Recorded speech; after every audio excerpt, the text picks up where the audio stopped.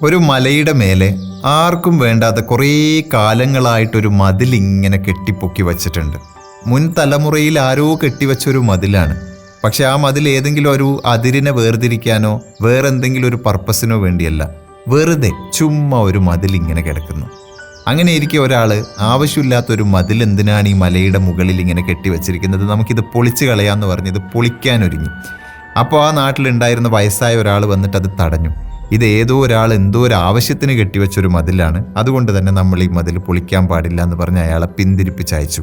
പക്ഷെ അധികം താമസിയാതെ ആ മതിൽ പൊളിക്കാൻ മറ്റൊരാൾ അവിടത്തേക്ക് വന്നു. ഈ മനുഷ്യൻ മതിൽ പൊളിക്കാൻ തുടങ്ങുമ്പോഴും ആ വൃദ്ധൻ വീണ്ടും വന്നു മതിൽ പൊളിക്കുന്നത് തടഞ്ഞു.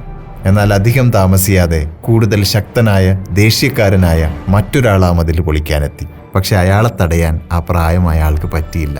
അയാൾ എന്തൊക്കെ പറഞ്ഞിട്ടും അതൊന്നും ചെവികൊള്ളാതെ ഈ മനുഷ്യൻ ആ മതിൽ മുഴുവൻ പൊളിച്ചു കളഞ്ഞു. എന്നിട്ട് പറഞ്ഞു, കണ്ടോ, ഒന്നും തന്നെ സംഭവിച്ചിട്ടില്ല. സോ ഈ മതിൽ യാതൊരു ഉപയോഗവും ഇല്ലാത്തൊരു മതിലായിരുന്നു. പക്ഷെ അധികം താമസിയാതെ തൊട്ടടുത്തുണ്ടായിരുന്ന കാട്ടിൽ തീ പിടിച്ചു. ആ കാട്ട് തീ ആളിപ്പടർന്ന് ഇങ്ങനെ സഞ്ചരിച്ച് ഈ മതിലുണ്ടായിരുന്ന ഇടവും കടന്ന് തൊട്ടടുത്തുള്ള ഗ്രാമത്തിലെത്തി. ആ ഗ്രാമത്തിലുള്ള വീടുകൾക്കും ആളുകൾക്കും മൃഗങ്ങൾക്കും ഒക്കെ നാശം സംഭവിച്ചു. അപ്പോഴാണ് ഒരു പ്രയോജനവും ഇല്ല എന്ന് കരുതിയിരുന്ന ആ മതിലിനും എന്തൊക്കെയോ ചില ഉപയോഗങ്ങൾ ഉണ്ടായിരുന്നു എന്ന ആളുകൾക്ക് മനസ്സിലാവുന്നത്. ഇങ്ങനെ പടരുന്ന കാട്ടുതീയെ തടഞ്ഞു നിർത്താനുള്ള ഒരു ഫയർ ബ്രേക്ക് ആയിരുന്നു ആ മതിൽ. ഈ കഥയുടെ മോറൽ മറ്റൊന്നുമല്ല, ഒരു പ്രയോജനവും ഇല്ല എന്ന് കരുതി നമ്മൾ മാറ്റം വരുത്താൻ ഉദ്ദേശിക്കുന്നത് ഏത് കാര്യത്തിനാണെങ്കിലും ആ കാര്യം ആദ്യം അവിടെ കൊണ്ടുവന്നതിൻ്റെ പർപ്പസ് എന്തായിരുന്നു എന്ന് നമ്മൾ പഠിക്കണം, അറിയണം.